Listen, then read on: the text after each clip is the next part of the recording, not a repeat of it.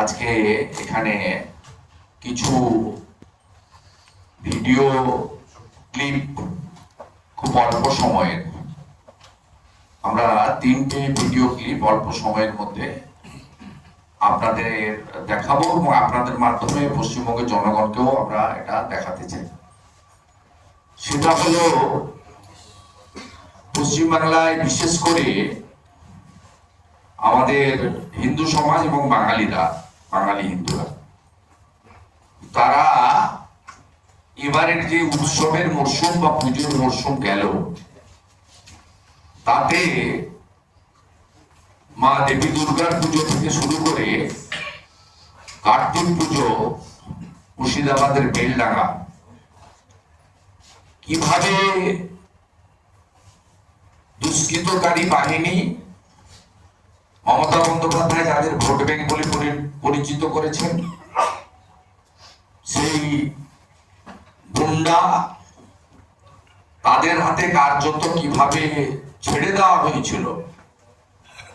এবং আমরা অত্যন্ত পরিতাপের সঙ্গে ভারতবর্ষের যে সংবিধান এবং তাকে সুরক্ষিত রাখার দায়িত্ব সরকারের মানে কেন্দ্রীয় সরকারের হাতে আইন শৃঙ্খলা রাজ্যের থাকে না। Internal security, law and order completely state subject, এবং সেই স্টেট সাবজেক্টে রাজ্য সরকার এবং তার নিয়ন্ত্রণাধীন পুলিশ বাহিনী এই নিয়ন্ত্রণ করেন, এবং সেই কারণে তাদের কাছ থেকে অনুমতি নিতে হয় প্রত্যেকটা পুজোতে বা অনুষ্ঠানে। আমি আপনাদেরকে জানাতে চাই যে যে ঘটনাগুলো ঘটেছে উত্তরবঙ্গের ফালাকাটাতে,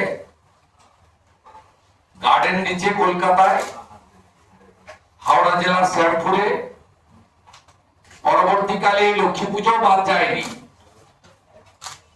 বজবজে নোদাখালী থেকে শুরু করে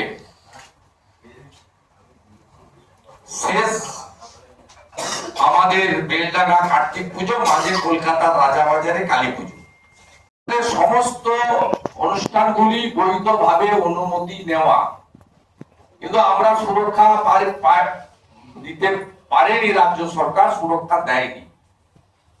এর প্রধান কারণ হচ্ছে যারা এই দুষ্কৃতকারীরা একটি বিশেষ সম্প্রদায়ের পক্ষ থেকে করেছেন, তারা মমতা বন্দ্যোপাধ্যায়ের ভোট ব্যাংক এবং পুলিশের সাহস নেই ওসিআই, সিএসডিপিও, সিআই, এমনকি এসপিসিপিদের এদের কেশাগ্র স্পর্শ করে। কারণ এরা পুলিশ গেলেই বলে আমাদের সরকার চলেছে, যান এখান থেকে। সেই কারণে পুলিশ সুরক্ষা দিতে পারেনি অনুমোদিত পুজোগুলিকে। বন্ধুগণকে দেখতে বলবো।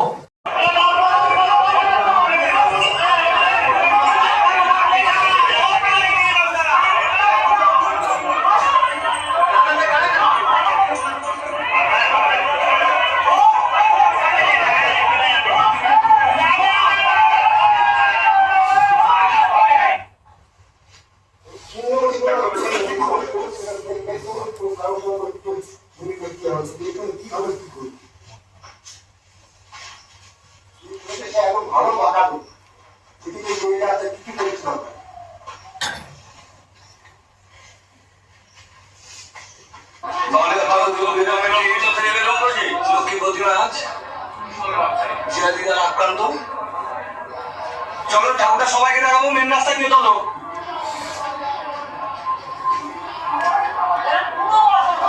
মেন রাস্তায় নিয়ে চলো, ঠাকুর মেন রাস্তায় নিয়ে চলো।